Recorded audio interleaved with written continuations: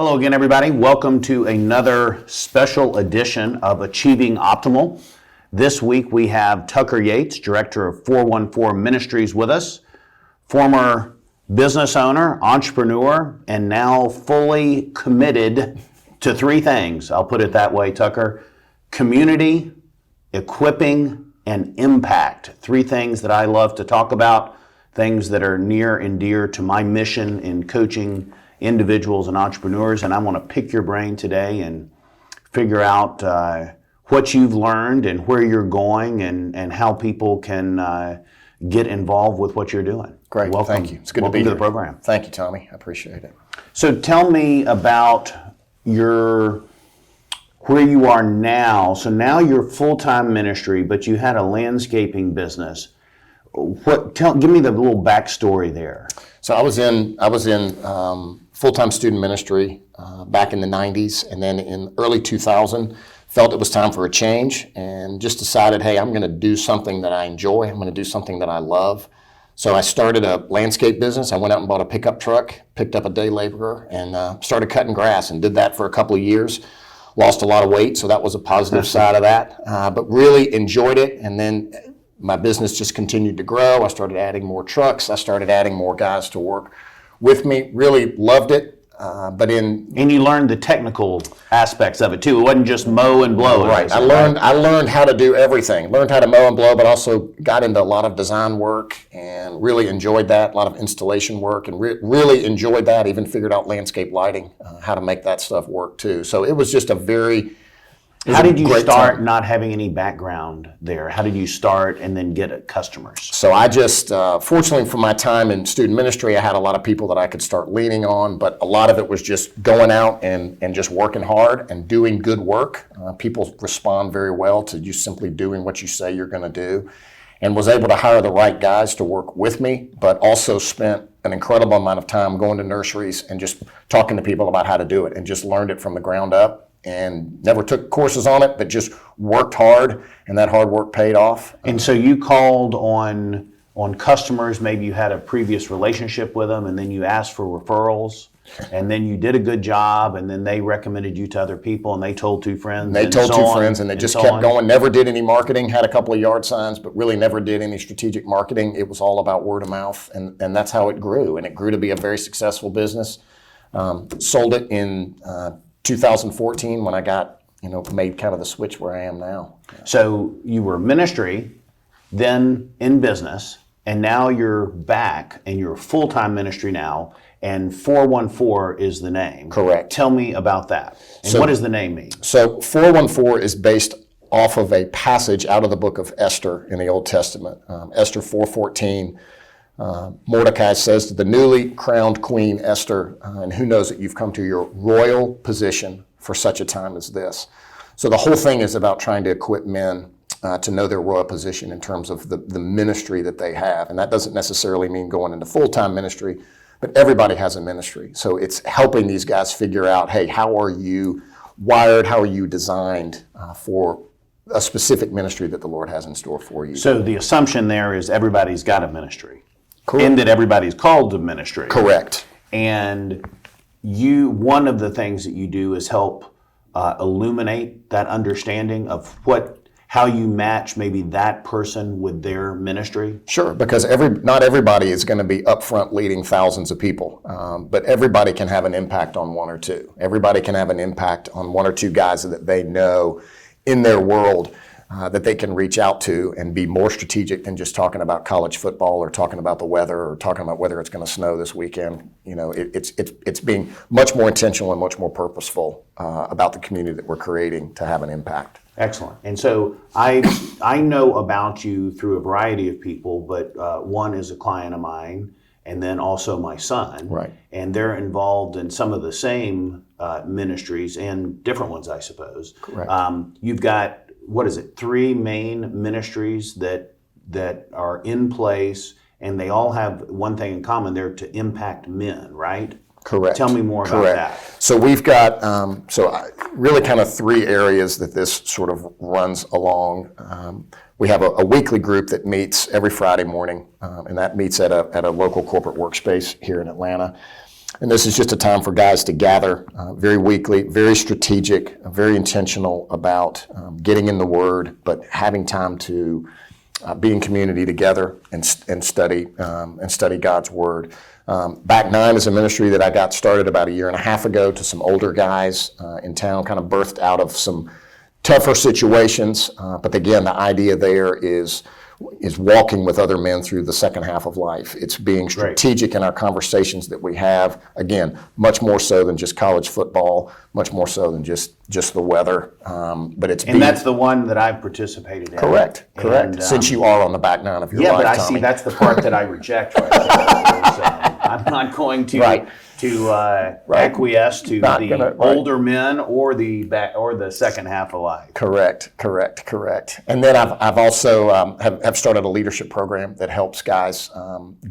That's more of a study in the Old Testament. It's helping guys understand some of these Old Testament characters, but it's also it's also reading books together, and that's something that meets twice a month. And again, that's an additional thing to our Friday morning thing. So who is and Friday morning meets at Rome, the wonderful shared workspace here in Atlanta. So who is the target audience to come to the Friday morning? Is that open to any men, or is that aimed at younger men? It is. Right now, it's predominance of that. It's younger guys. It's going to be guys in their 20s, bleeding into some guys into their 30s. Hopefully, the idea and sort of my passion in 2021 is to see these back nine guys start showing up on Friday morning and rubbing elbows with these younger guys, because the younger guys are certainly going to benefit from the older guys being there, but the benefits for older guys being in a room and seeing 15 to 20 guys sitting there reading scripture, studying God's Word, and trying to understand how this can have an impact on them. I invited an older guy, a guy about 10 years older than I am, invited him a couple of weeks ago. He came and sat in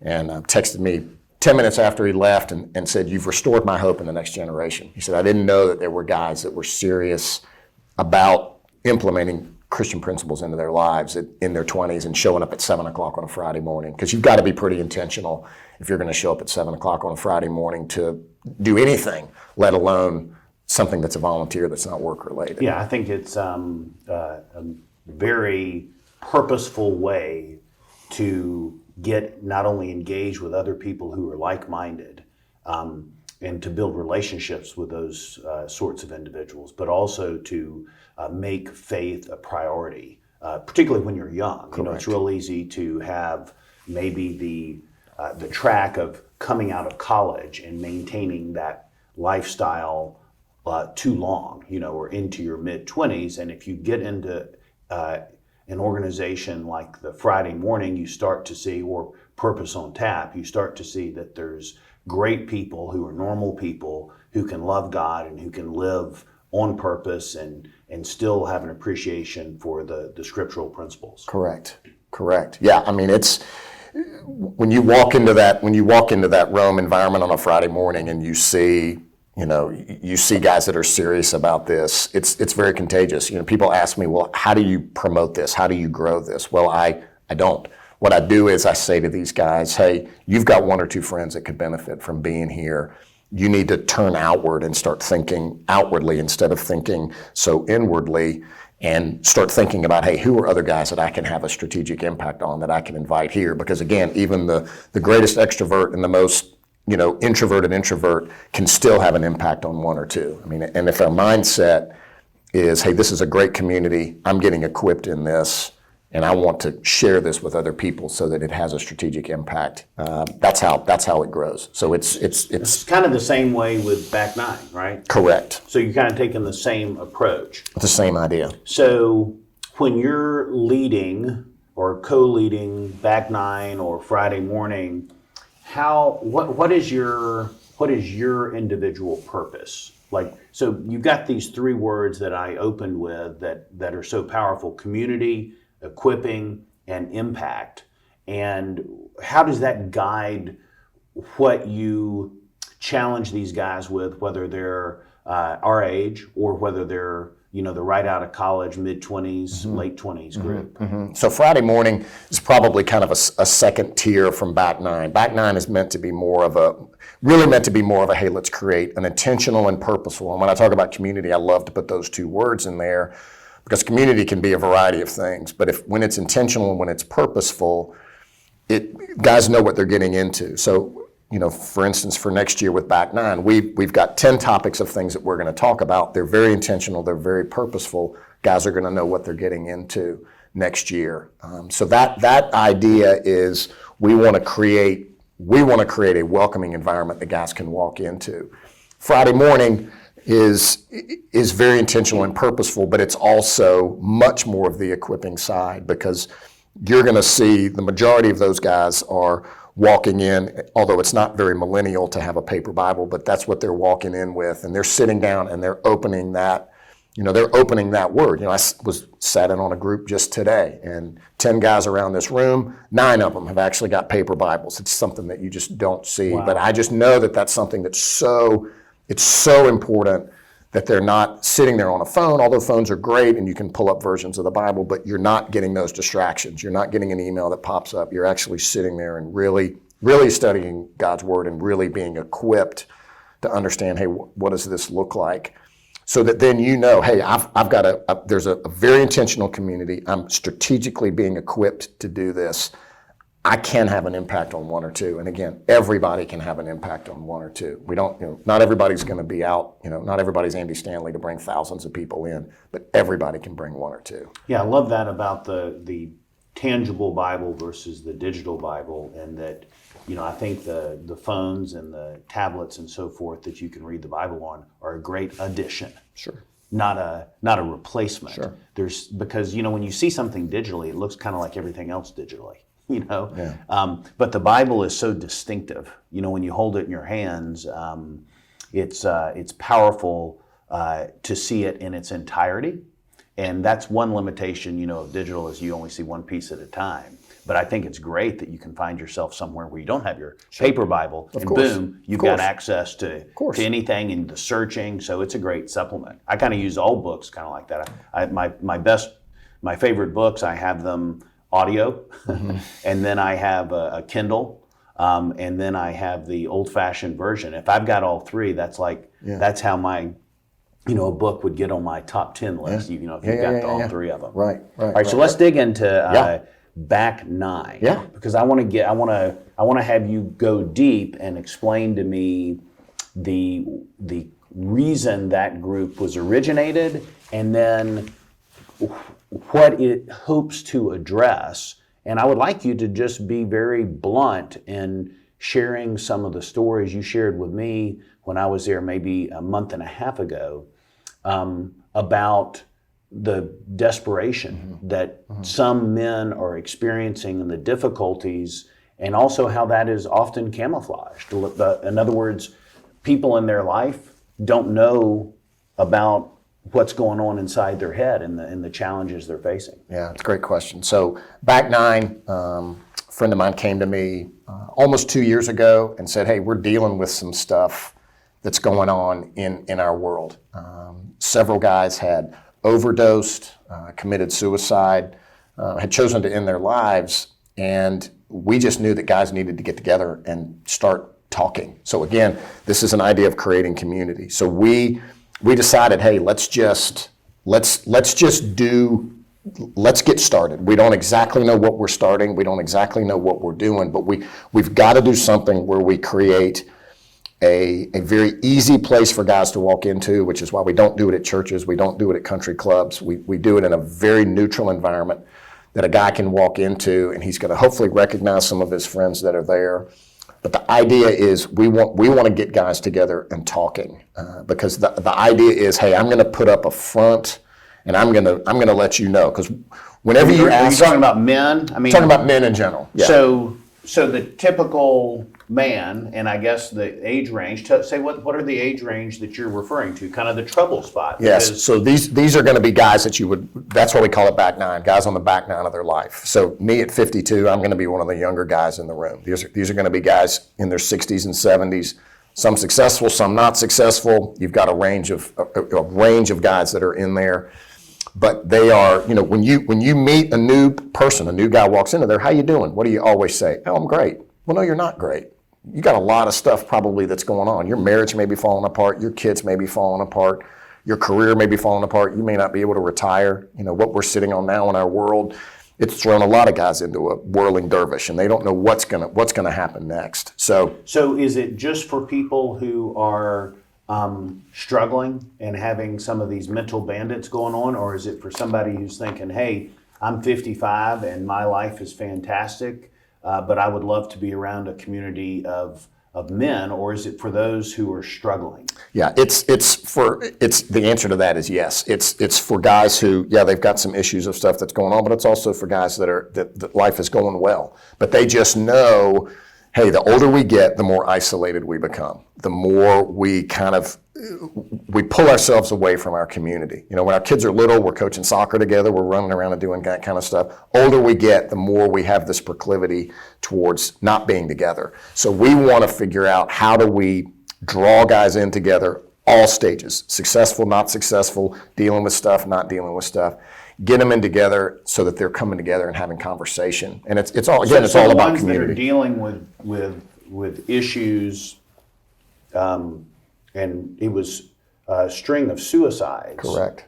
In a tight community, relatively tight community, where a lot of people knew a lot of people. In other words, if you live in a certain area, you probably knew a half dozen or more people in a 24, 36-month period that took their own life. These were men in their early 50s to maybe the next decade, right? Somewhere in there. And so that's what this was created to address, to preempt, to create a healthier culture for men in that age, right? Right. So we want to get in front of that. We want to get in front of those guys before they start facing these issues and saying, hey, here's a group of guys coming together that you can bring these things up with. So some men who seem to have their act together, and I say that honestly, they seem to have their act together, do have their act together.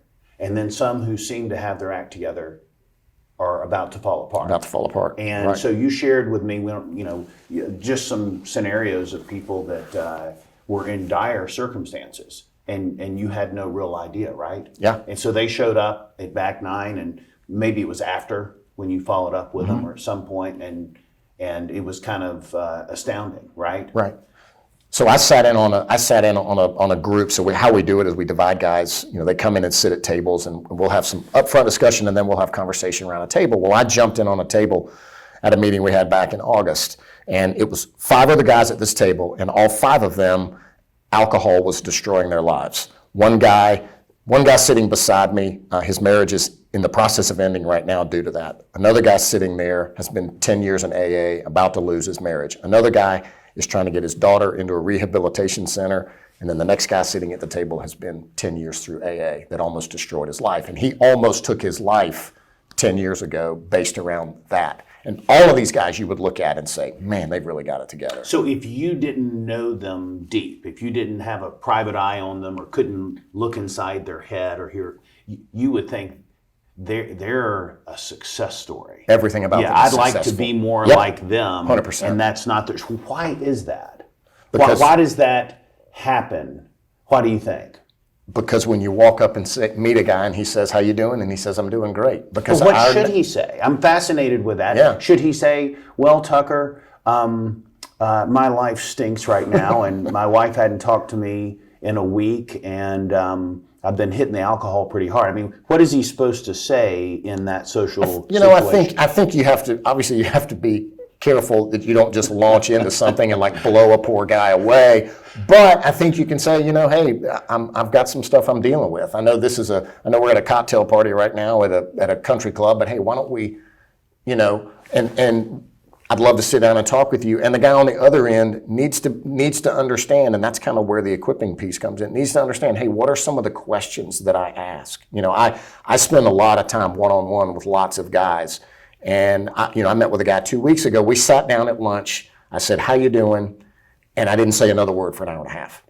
Wow. And he talked straight for an hour and a half. I'm still not even sure how he even ate his lunch because I never saw him take a breath to be able to take a bite. And so that would tell you that he was hungry for communicating, for getting that out to somebody that he trusted, right? Yeah. You would have to surmise that's why. people ask me what I do, and I say in a lot of ways I'm a professional listener, because what I do is I listen, and that's what I want guys. I want back nine guys coming to understand. Hey, how do you listen? How do you ask those tougher questions? Hey, tell me your story. I've never sat down with a guy and said, hey, tell me your story, and he said, I'll pass. Everybody wants to tell their story. Everybody wants to tell what they did. And I sat down with this guy, and I said, hey, I understand you had some marriage issues, and it just came. So you're able to out. break the ice, Yeah. and But you got to feel comfortable, and you have to work up to that. You can't. I can't just walk up to a guy on the street and say, "Hey, tell me your story." But I had a guy come to back nine last night, a cancer survivor. I'm going to connect with him in the next couple of weeks and say, "Hey, tell me what happened." And I guarantee you, Tommy, he will talk and talk and talk and talk and talk and talk and talk, because we don't sit and take the time to listen, because it's not efficient. Yeah. So again, I'm still fascinated with how you get past what is very respectable pleasantries, how you doing, and then somebody dumps on you, or are you really trying to equip men to listen well, like you do, listen well and be on the lookout, and maybe where the man who might have his act a little more together pays attention and knows or seeks out following up with somebody who did, where in an appropriate setting he can go deeper, right? Right. Because I don't think you're intending for men to greet each other and dump that Right. every single time. Right, of course. But when I first heard it, that was a block to me. It's like, wait, that doesn't fit. I know what you're ultimately trying to do, which is why I think it's fantastic. Yeah. But it's almost like you've got almost like the Young Life model. Correct. I think we talked about that before. Sure. You build the relationships, you get people where they trust each other, and then in Young Life's model, then it's sharing the gospel. Correct. Once you've built the trust with younger people. But in this case, is it kind of like you want men to realize that a lot of men are struggling? You want other men to realize that, so that their ears and eyes are perked up, their intuition is a little bit better. They don't just take what somebody says, is the truth. They know often it's bull, right? But so that they then seek out relationships to where they can become a trusted friend to more people. Correct. So that over a period of time, any man that, for example, that's at back nine, or a derivative of that, is developing a network of other men that they can share struggles about something in their life, their finances, their marriage, their habits that are not on track, right? Right. Because you want to have guys in your life that you feel that you can share these things with. I shared, I told you I sat in on a group this morning, of your son Ty's group, and we were in there, and I said, guys, the most important thing is you feeling comfortable with each other. If you're up against a situation, any guy in this room, you need to be able to call to explain a situation. Or, the famous, hey, who's your 2 a.m. phone call? Who are you going to reach out to when the chips are down and everything is crumbling around you? And if you don't have somebody that you can reach out to, that's bad. You need to find those guys that you can really walk through life with and say, hey, this is something that I'm struggling with. This is something that I'm dealing with. But you're not just calling, Joe random on the street and saying, hey, my life's falling apart. I need you to help me. This guy that I had this lunch with last couple of weeks ago, and he just talked for an hour and a half. Well, there's another guy at back nine that I said to him last night, I said, man, I need to connect you with this guy, because he walked through a divorce situation that you're walking through literally right now. Like it's on the lawyer's desks right now. And I'm trying to connect those guys. And I said this to this guy last night, and he just didn't reciprocate. And it's like, you've got something, but again, that's our nature. We have a hard time sort of dropping our guard. We're not real sure that we want to, let people in as to what's going on there. But so give the 2 a.m. example one more time, because I think that's powerful for people to hear. Give that illustration, you get the, I've got 2 daughters in college, so it's like you always kind of know, hey, you can get a tough phone call and something can come about, or my parents are older, and who knows.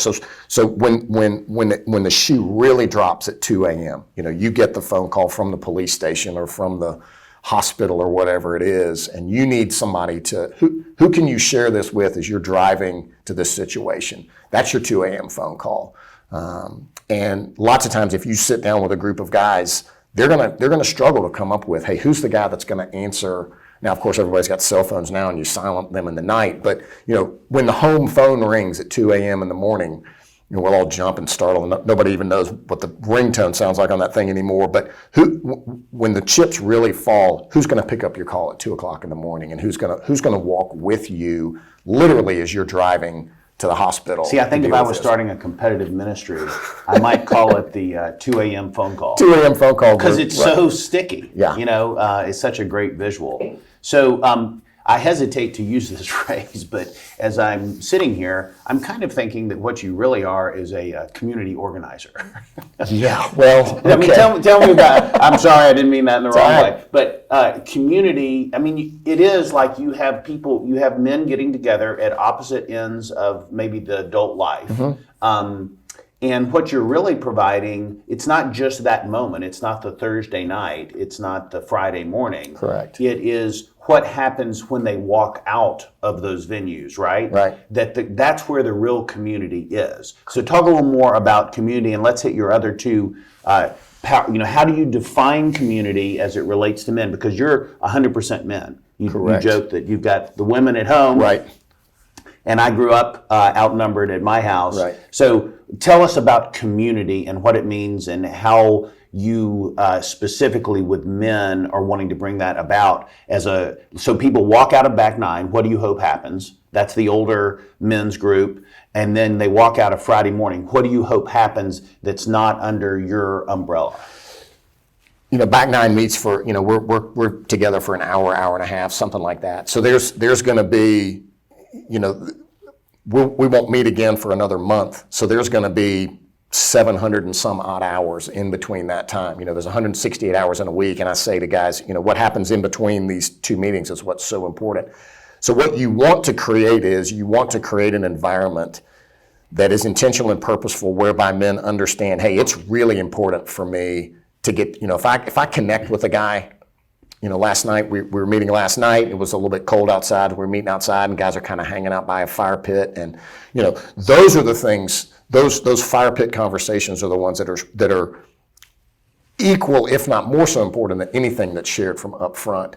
So it's understanding that if this thing is really going to work, it's got to work. If you meet weekly, it's got to happen in the 167 hours in between meetings that we have. If we break at 8 o'clock on a Friday morning, the following Friday morning at 7 o'clock, there's been 167 hours in there. Community is going to happen during that time. It's great when everybody's together, but to sit down with a guy, to meet a guy after work for a beer, to meet a guy, for breakfast, that kind of stuff. But part of that happens as a result of showing up on Friday morning. Correct. Or showing up on Thursday night. And then over time, the community that grows out of that happens more naturally and organically, right? Right, and that's the way that you want it to happen. I don't put billboards on 75. I don't advertise that kind of stuff. It's all about word of mouth and guys coming together. And well, let me come back to. I'm going to come back to equipping in a second, but I just thought of an idea. I want to ask you this: is you're not really looking to expand, for example, back nine all over the place, right? Correct. But it would be good if it were all over the place, right? Sure. So could you give a quick how-to for if somebody's listening to this, because we've got people all over the country that'll listen to this. So somebody's in Houston, somebody's in Idaho, somebody's in Florida, and they're hearing this idea and they're thinking, we need that in our community. How might they go about putting that together, and would you be interested in helping them to do Sure. that? I'd be happy to help. I mean, the idea, the way Back Nine started was, it was a conversation I had with one other guy, and then we invited a few other guys in, and then we invited a few other guys in, and had kind of a base of about 6 or 7 guys.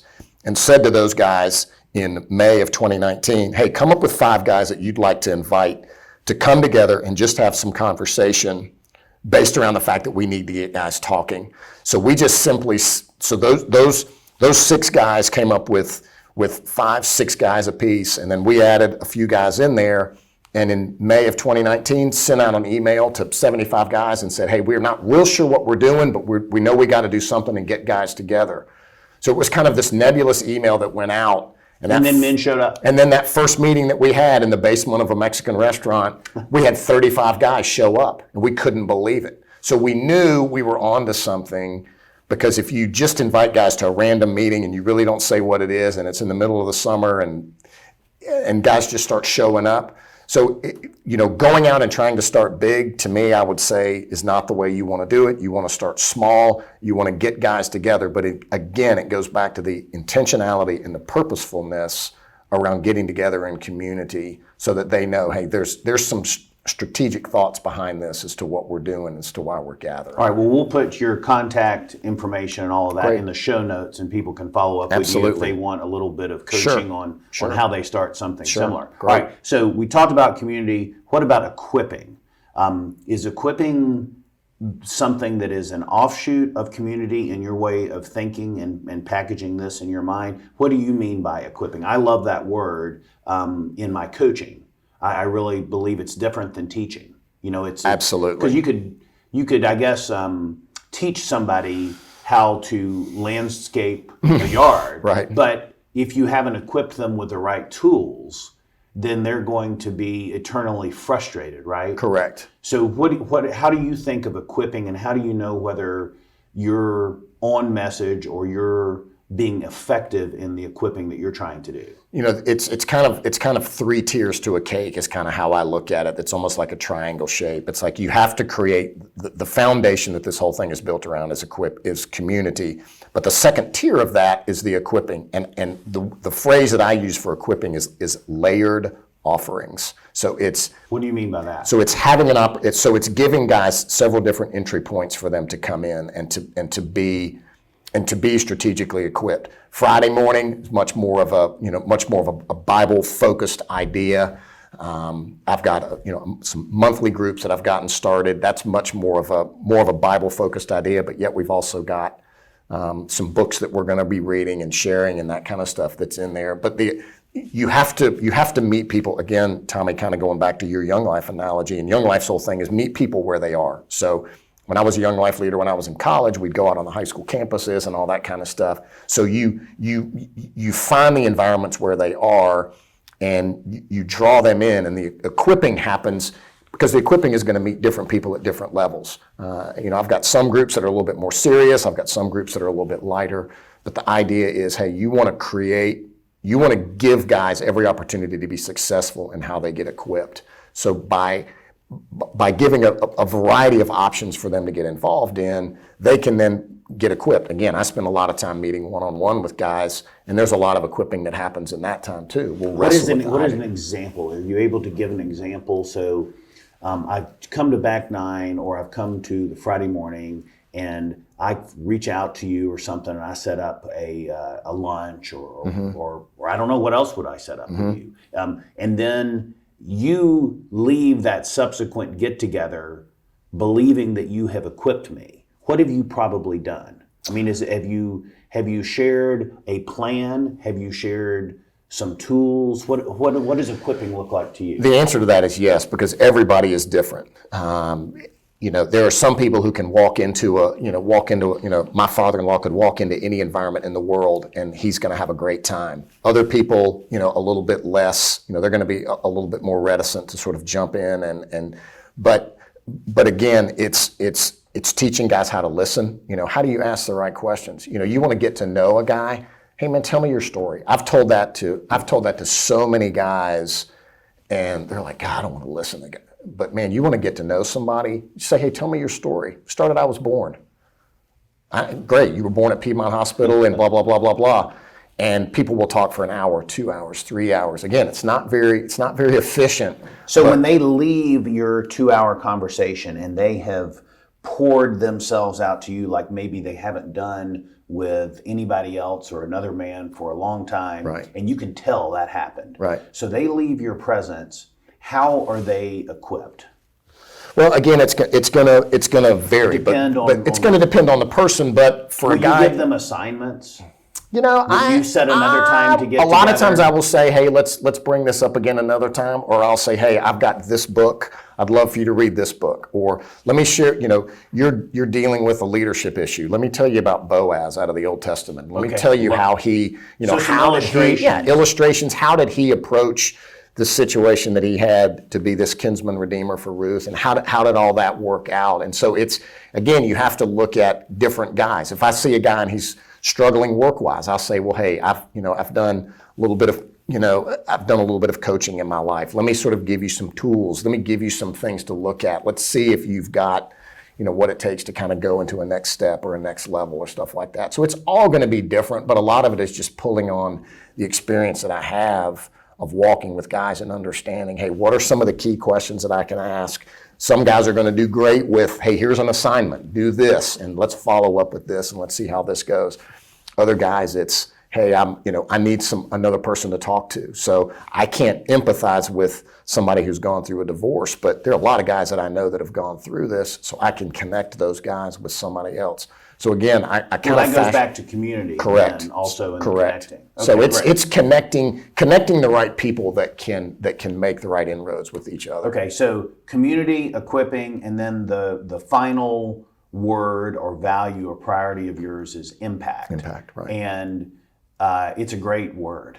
And so let's wrap up with talking about how you impact others. I mean, I know you do it through setting up the community and through equipping, but something that strikes me in looking at the notes and things we've talked about before is this quote from Andy Stanley, to do for one what you'd like to do for many. So what like I asked for the other two power words, what do you mean by impact? And then the bigger thing, because I'm always asking clients about this, is how will you know it when you've had the impact you've intended to have?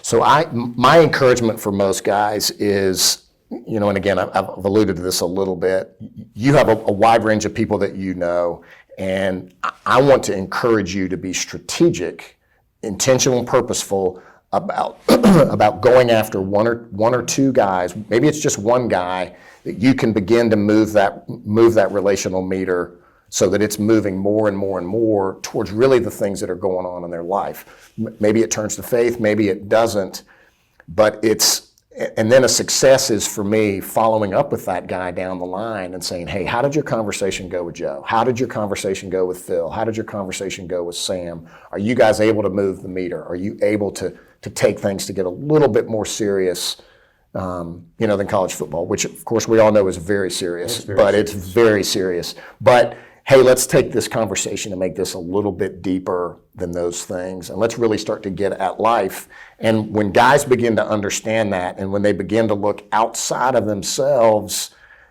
so much happens when we begin to look outside of ourselves. We begin to realize that there's so much more. And yes, Andy Stanley's quote is true. We do want to do for one what you wish you could do for many, because our whole mindset is to think, man, I want to save the world, and I want to do all this kind of stuff. So have you had the impact that you intended to have in 2020? I think you can certainly always have more of an impact. But I mean, I'm not wanting you to brag, but I'm wanting to know, do you know what the impact that you're wanting to have, what does that look like? So if I'm turning this into a coaching session, do you see how easily I do that? Beautiful, so beautiful. For me, so for example, if you took this question, you said, for me, impact means ... How do you know it? Because I love the word. I just want to understand whether it's a sense that you're having an impact, or there's some kind of quantifiable way to go, you know what? Or there's just feedback from the marketplace, and the marketplace in your world is men. Correct. Right? Correct. The simple answer to that is, the way that I can see if guys are having a tangible impact is I have watched I have watched our Friday morning gathering grow, and I've seen guys invite guys, and there are guys showing up there that I don't know. Yeah. So I that's a way that I can tangibly see right in front of me that guys are coming. The only way that's happening is if you're having an impact on the people who are there, and they tell their buddies, "Hey, you got to come. Correct. This is this," and then you boom, you know it because there's more people there, and there's people that you didn't directly get in there. Yeah, guys walked up last night, our last back nine meeting that we had last night. 3 guys came in that I'd never laid eyes on before. The first thing I said to them was, "Hey, how'd you get here?" "Oh, I found you on your website." No, that's not what they said. "Joe invited me." Nobody's finding back nine on a website anywhere in a search engine or blah, blah, blah, blah, blah. It's all about this guy invited me to be here. So when I sit down with a guy who's like, "Hey, what do you what should I be doing?" I said, you need to be strategic in your relationships and inviting guys in to be a part of what's going on because it's had such an impact on you. Well, you're so passionate about this. Why is that? I mean, and why did you pick men to insert your passion into?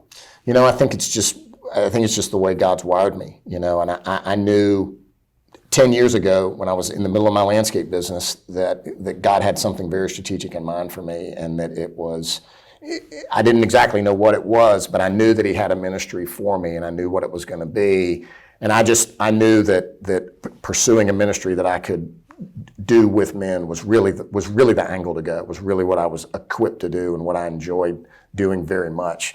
But that was just how it laid out for me and how it fell into place. It's clear you're great at doing it. And how can people contribute to your ministries? Because you raise money. I do raise money. That's how it works. How can they? We'll put this in the show notes. Great, thank you. Just verbalize it right now. How do they? Real contribute? simple. I've got a website 414ministry.life, which we'll put out there.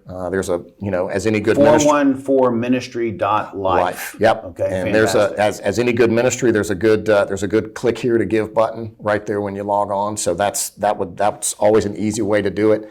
And then we'll put my email address, I'm sure, out there as well. We'll put everything there where people can get in touch with me about that. Very simple.